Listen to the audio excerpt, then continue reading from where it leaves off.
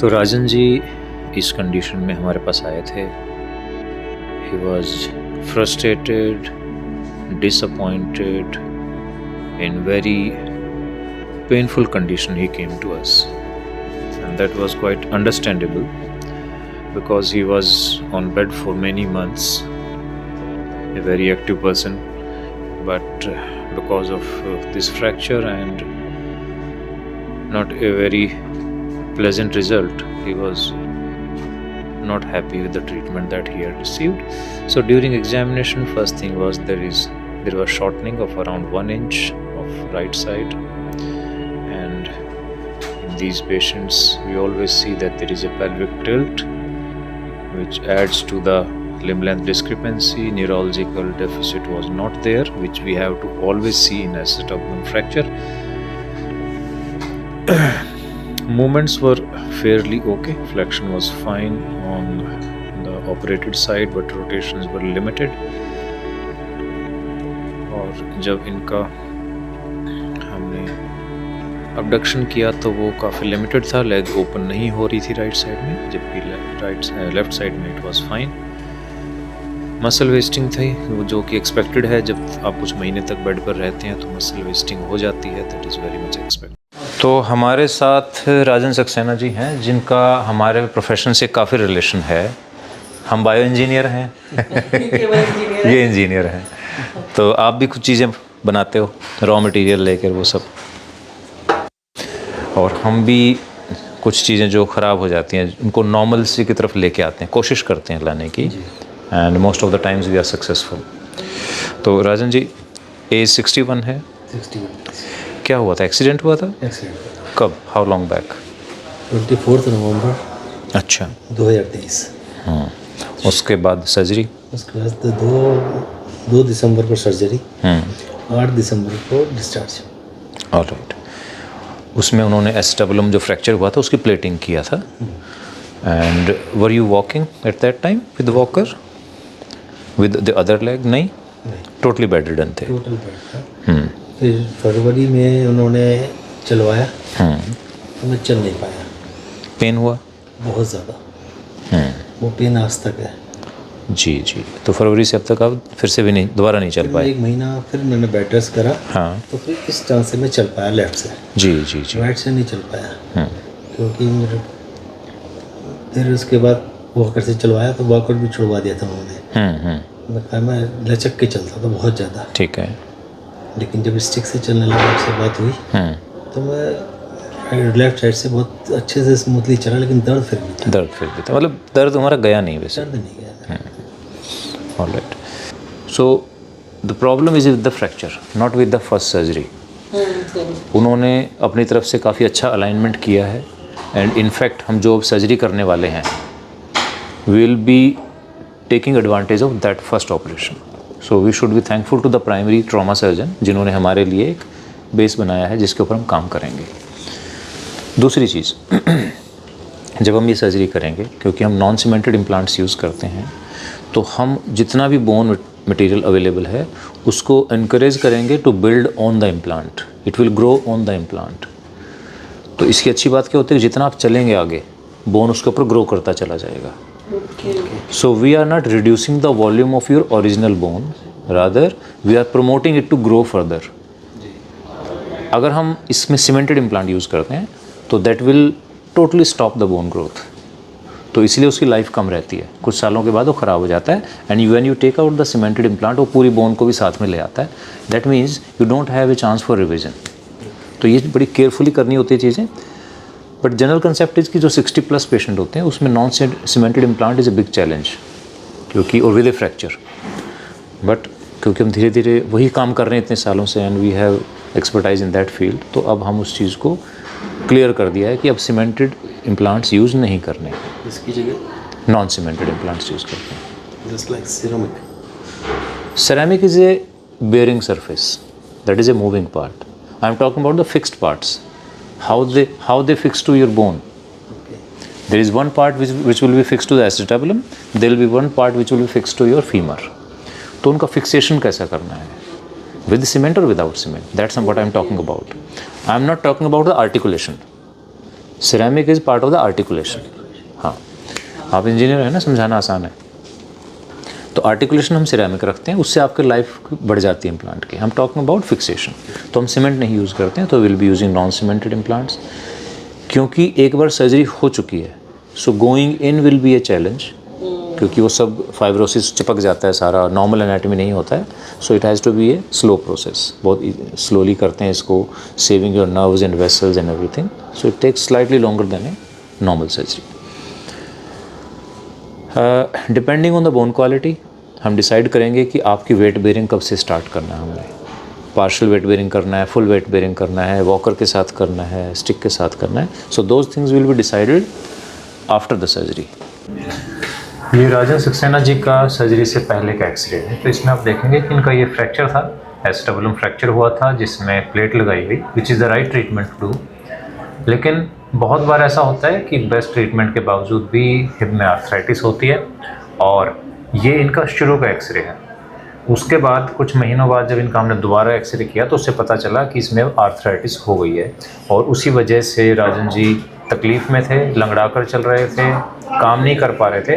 Rather वो stretcher पर हमारे पास आए थे। He was not walking when he came to us, and इसलिए इन पेशेंट्स का हिप रिप्लेसमेंट फिर ज़रूरी हो जाता है। तो कुछ महीनों बाद जब एक्सरे किया गया तो आप देखेंगे इसमें अब जॉइंट लाइन बिल्कुल गायब हो गई है। दैट मीन्स कि आर्थराइटिस शुरू हो गई है। यहाँ पर तो आपको जॉइंट स्पेस दिख रहा है, लेकिन यहाँ पर हेड और एसिटाबुलम पूरा मर्ज हो गया आपस में। दैट मीन्स कि कार्टिलेज इज़ टोटली लॉस्ट। और यही स्टेज आती है जब पेशेंट को पेन होना शुरू हो जाता है, and they start thinking about कि हमारी सर्जरी में क्या गड़बड़ हुआ है। तो ये सर्जरी की गड़बड़ नहीं है, ये फ्रैक्चर ही ऐसा होता है कि इसमें प्रॉब्लम आती ही है। तो इनका हम सर्जरी के बाद का एक्सरे अब देखते हैं। तो राजन जी का ये हम पोस्ट ऑप एक्सरे देख रहे हैं सर्जरी के बाद का, एंड इट्स 4 मंथ्स हो गए राजन जी। जी 4 महीने के बाद हमारे पास आए हैं। तो यू कैन सी कैल्शियम पूरा इंटीग्रेट हो गया है कप के चारों तरफ, नॉन सीमेंटेड इम्प्लांट है। अच्छी बात क्या रही कि हमें स्क्रू डालने की ज़रूरत नहीं पड़ी, because the bone quality was excellent. Similarly on this side, यहाँ पे भी आप देखेंगे पूरा ये कैल्शियम ने चारों तरफ से कंसोलिडेट कर दिया है इस इम्प्लांट को।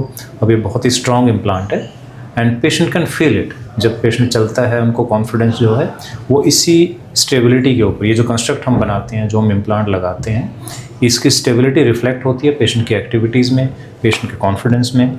और सबसे बड़ा जो चैलेंज था, राजन सक्सेना जी बहुत एक्टिव हैं, काफ़ी। क्या काम करते हैं राजन जी आप? मैं इंजीनियर हूँ जी। इंजीनियर हैं, बहुत एक्टिव हैं, and is at very senior post. और उनको ये लग रहा था कि फिजिकल डिसेबिलिटी की वजह से your work will be compromised. Actually it was being compromised, but we are fortunate that we were able to do it successfully, and now he is back with अस।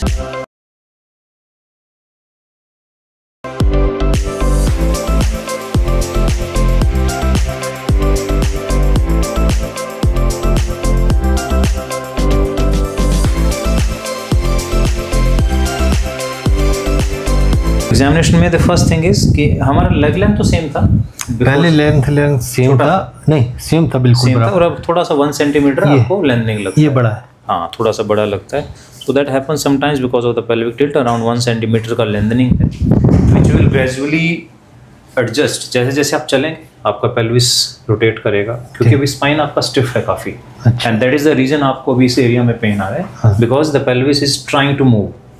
वो इतने महीनों से ऐसे था, फिक्स था, तो जैसे जैसे मूव करेगा एक बार थोड़ा सा डिस्कम्फर्ट देगा, then leg length will be equal. आपको एक बार लगेगा कि ऐसा क्या हो रहा है। ऑलराइट, मूवमेंट देखते हैं। सबसे पहले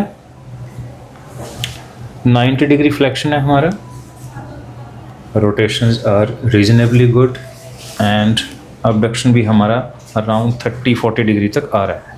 ओके, दोनों नी बैंड करें राजन जी, और पेल्विस लिफ्ट करें। गुड, इसको थोड़ा सा और जाना है, प्रैक्टिस करना। ये it should be horizontal, okay, तभी हमारी ये मसल्स पूरा स्ट्रेच हो जाएंगी, और फिर आपकी जो चलने की, ठीक है, फिर उससे आपका चलने का बहुत इजी हो जाएगा। ठीक है, बैठिए एक बार, क्रॉस लेग बैठने का पहली बार होगा नहीं। अच्छा, पीछे हो जाइए, बैक सपोर्ट ले लीजिए पूरा।